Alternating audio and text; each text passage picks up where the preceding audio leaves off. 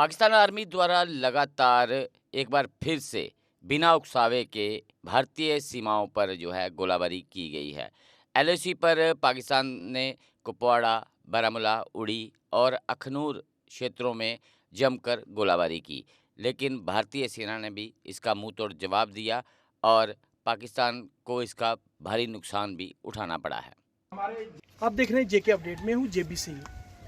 कल जिस तरीके से पाकिस्तान की तरफ से जो शेलिंग की गई, रिहायशी इलाके को निशाना बनाया गया, उसके चलते इस वक्त जेके अपडेट की टीम मोहल्ला कामसर वार्ड नंबर 2 वहाँ पहुँची है। खासकर पाकिस्तान की तरफ से हमेशा रिहायशी इलाके को निशाना बनाया गया। खासकर जो यहाँ के जो लोग हैं, कस्बा किरनी, उन इलाके के रहने वाले लोग हैं, वहाँ से पाकिस्तान की फायरिंग से लोग यहाँ भाग के अपने घर बनाए थे उन्होंने कि वहाँ से फायरिंग से बच सकेंगे और अपने बच्चों को पढ़ा सकेंगे।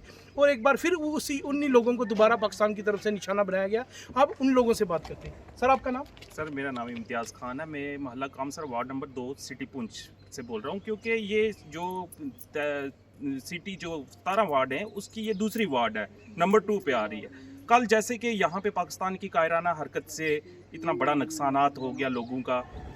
अब देखो कि यहाँ दो इस मकान पे जो शेल गिरे हुए हैं, उससे दूसरे जो एक तो घर तो ये डैमेज हो गया जिसके ऊपर 2 शेल गिरे, मगर जो साथ के घर हैं उनमें बहुत ही भारी नुकसानात हो गया है। उस वक्त आप क्या कर रहे थे जिस वक्त ये शेलिंग हुई?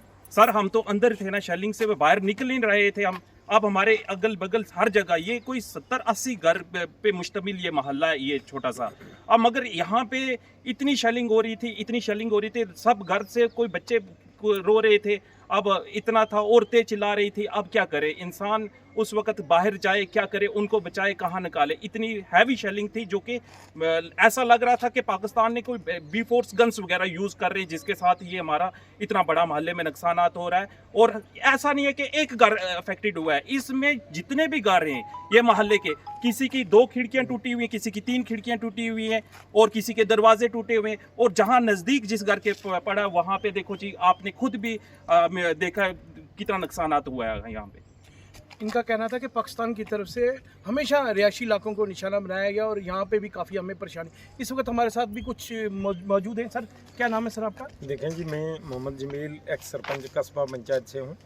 मेरा ये कहने का मकसद है कि कल रात को जितना फायरिंग पाकिस्तान की तरफ से कस्बा किरनी मंदार, उसकी वजह से पहले भी जब फायरिंग होता था तो हम लोग भाग के, किसी ने मजदूरी किया, मेहनत किया, तो वार्ड नंबर 2 कामसार में अपने मकान बनाए, 2-2 कमरे बनाए गरीब लोगों ने। और कल रात को जो फायरिंग हुआ उसका बड़ा एक दुख का मसला है कि यहाँ पे जितने घर भी थे, ख़ास तौर पर जहाँ पे हम खड़े हुए हैं, इस बंदे के आपने अंदर कंडीशन देख ली कि इसका मकान ऊपर से तो बिल्कुल सही लगता है, बीच आप जाएं तो पूरा इसका सामान बिल्कुल डैमेज हो चुका है।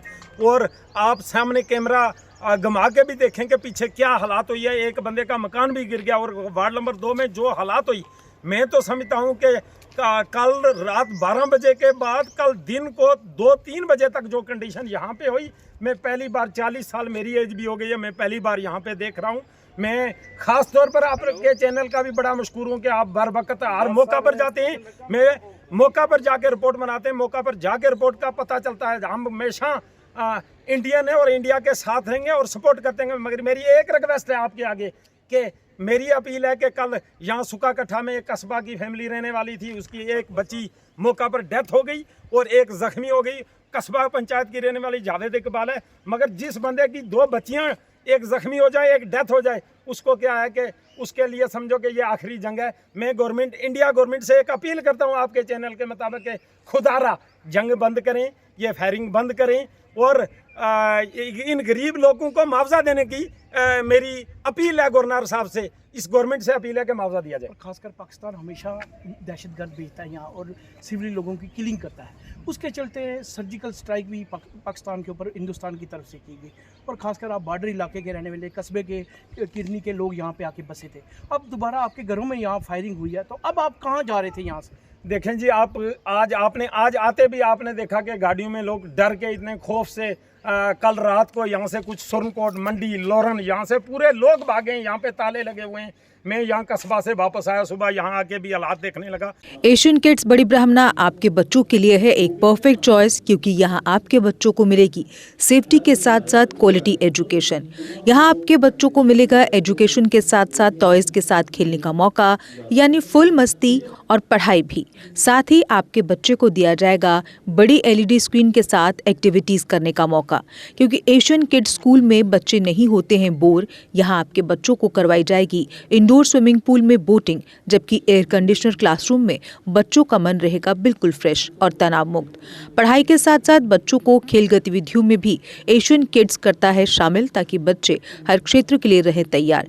यहाँ हम मात्र आपके बच्चों को एजुकेशन ही नहीं देते, बल्कि उनके हुनर को भी पहचान देते हैं। रंगारंग कार्यक्रम और बड़ा इंडोर ऑडिटोरियम जहां होती रहती हैं कई प्रकार की एक्टिविटीज।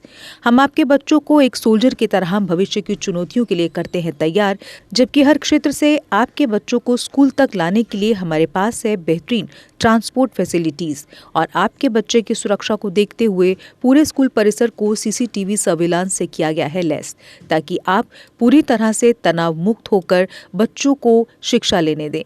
तो फिर किस बात की है देर, आज ही एशियन किड्स में विजिट करें, क्योंकि हमारे यहाँ एडमिशन ओपन हो चुके हैं और लिमिटेड सीट्स ही अवेलेबल है। हमारा पता है Asian kids near Bharati public school, Bari Brahmana. Mobile number 7006135171 9149725087। मैं मैनेजिंग डायरेक्टर एशियन किड्स फ्रेशर बच्चों के पेरेंट्स से खास तौर पर अपील करना चाहूँगा कि वो अपने बच्चों की एडमिशन कराने से पहले एक बार एशियन किड्स जरूर विजिट करें, आपको अच्छा लगेगा। थैंक यू, धन्यवाद। जम्मू कश्मीर की खबरों के लिए जुड़े रहिए JK अपडेट के साथ।